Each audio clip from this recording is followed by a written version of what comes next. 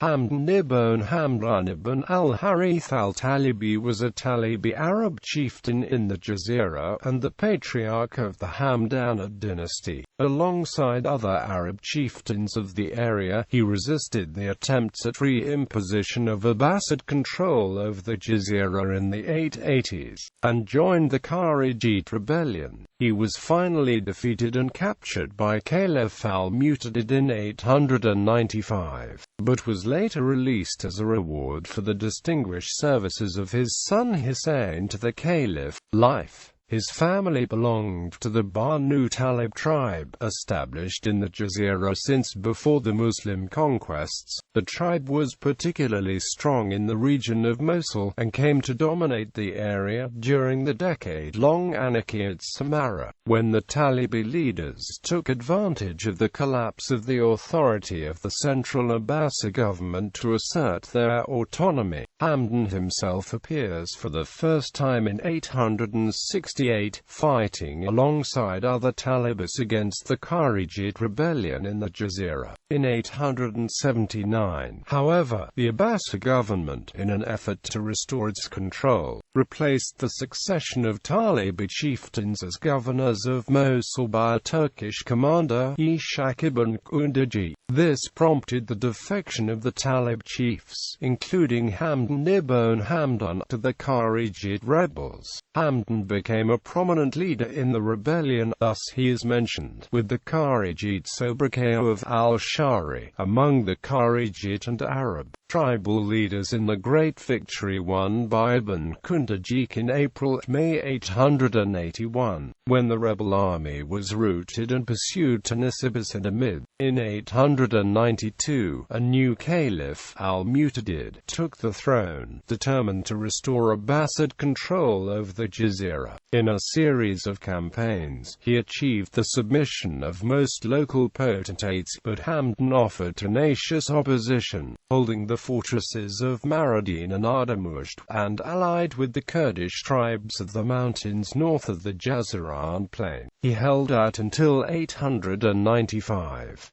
In that year, the Caliph took first Mardan and then Ardamujd, which was yielded by Hamdan's son Husayn. Hamdan fled before the Caliphal army, but after an epic chase, finally gave up and surrendered himself to Mosul and was thrown in prison.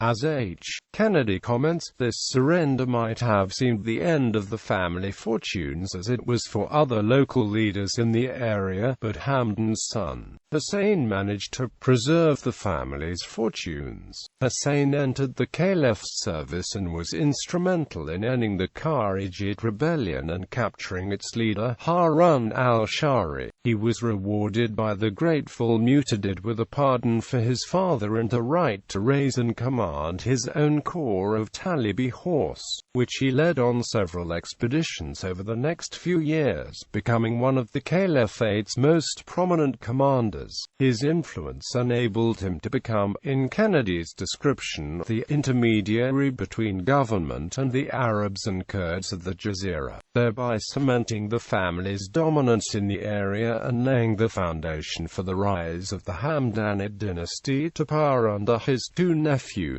Nasir al-Dawla and Saif al-Dawla.